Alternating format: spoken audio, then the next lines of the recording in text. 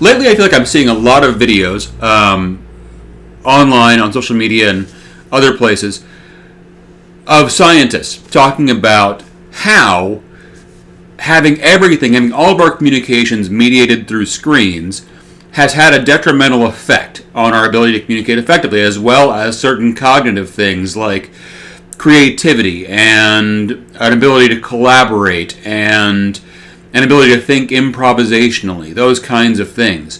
Usually it's someone testifying in front of some kind of panel somewhere. And there's a lot of discussion about the screens, Zoom, remote work, that kind of stuff. But there hasn't been a lot of discussion I've seen of why. Why are these screens having this effect on us?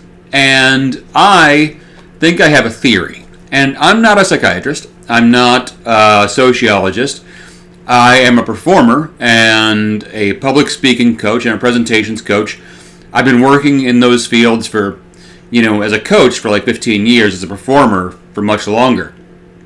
I've dealt with a lot of audiences. I've done a lot of live, in-person communication. I've seen what it's like to interact with people in all kinds of settings, whether you're on stage or it's a one-on-one interaction, whatever it is. But again, not a scientist. So, if there are any scientists out there, any kind of like cognitive behavioral scientists who want to correct me, if they see this video and they're like, man, you are totally off base, I will welcome that correction.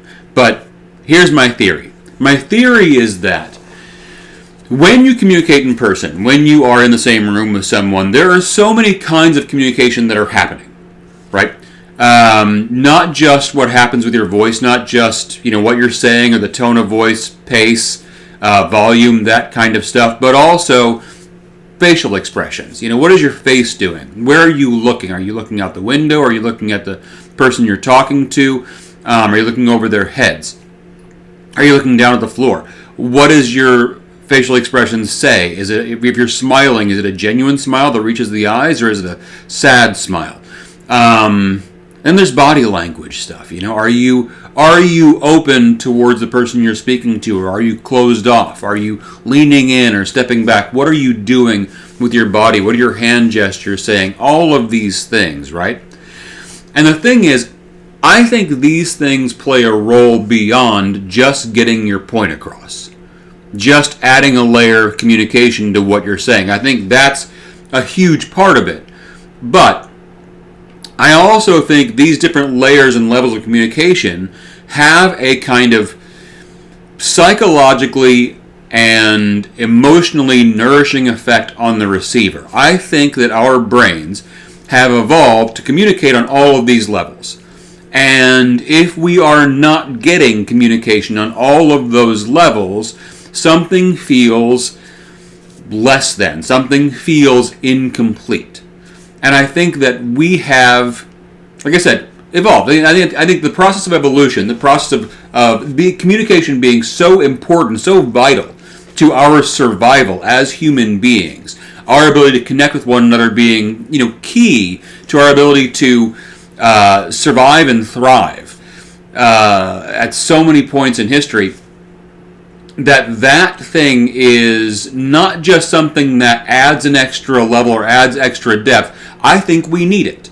I think it is something that is crucial to parts of the brain that maybe cannot be stimulated in any other way. And I think these parts of the brain feed into creativity and inspiration and the ability to collaborate with other people and to find new ideas and new concepts and new directions through those interactions. I think those things are what make us complete and what makes our connections feel complete, operating on all of those levels. We need to be, using our full communication toolkit to feel like ourselves and to feel like we have access to all of ourselves.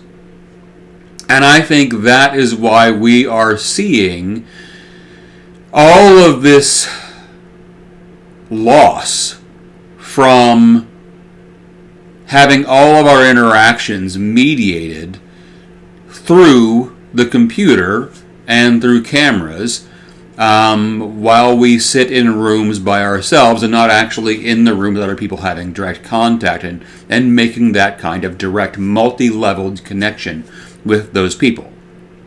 So, if you're out there and you're a psychologist or you're a sociologist or some kind of scientist and you think I'm off track, let me know. If you think I'm right, let me know that too. Everybody likes to be told they're right.